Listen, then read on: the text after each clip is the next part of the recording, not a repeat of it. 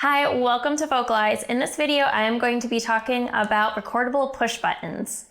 These recordable push buttons, I found a box of 4 by Learning Resources.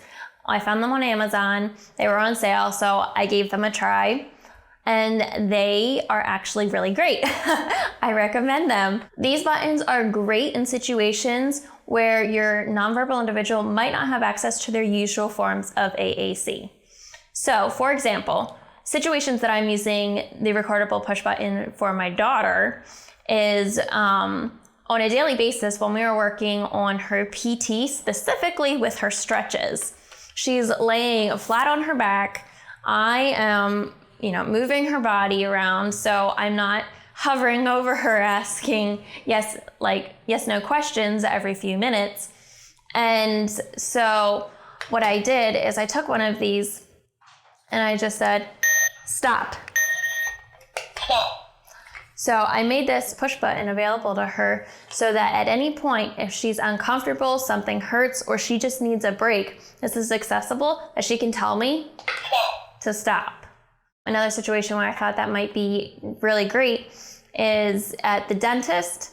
When the dentist is hovering over her face, the hands in her mouth, she's not exactly able to access her eye gaze device, and the dentist is not going to be asking her yes, no questions. So again, if she's uncomfortable, in pain, if she just needs a breather, a little bit of a break, I can make this button accessible to her, and she can tell the dentist and I that she needs the dentist to stop. Another way that I use these buttons on a daily basis is when my daughter is using the bathroom.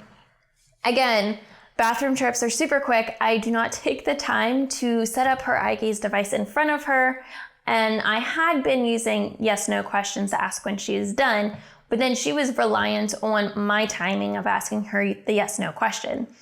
So this way, by recording the button, I'm done, I make this available to my daughter. It's accessible to her. So when she is done, she can tell me.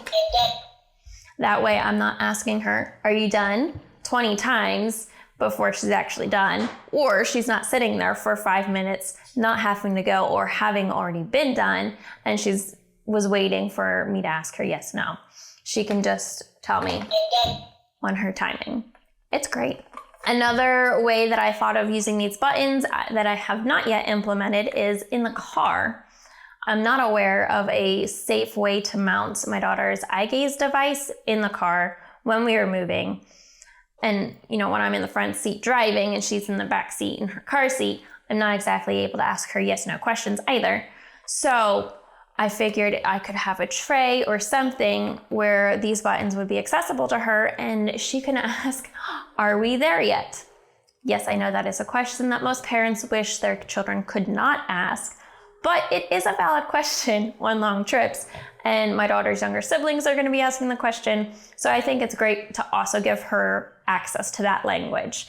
You could record on these, I would like to listen to music, please, or I'm hungry, I need to go to the bathroom. Things like that. Any type of statement that you think your individual could appreciate while in the car.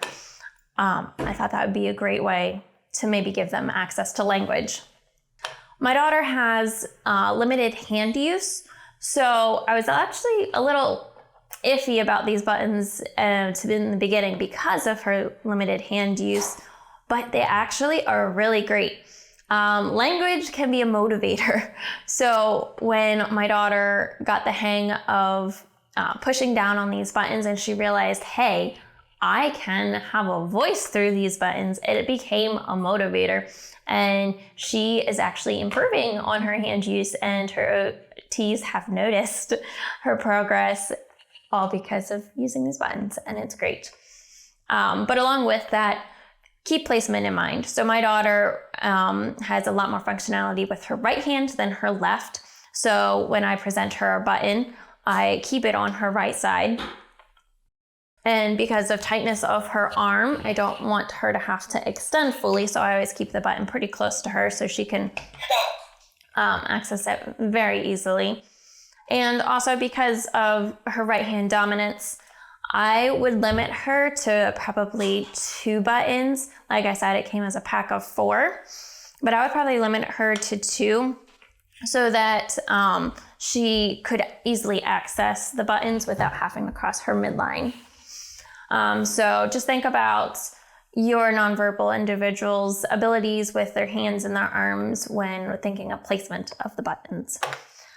But I highly recommend you trying out the Recordable push buttons. They're super simple, they're pretty cheap, and they can give access to communication when other AAC types are not so feasible.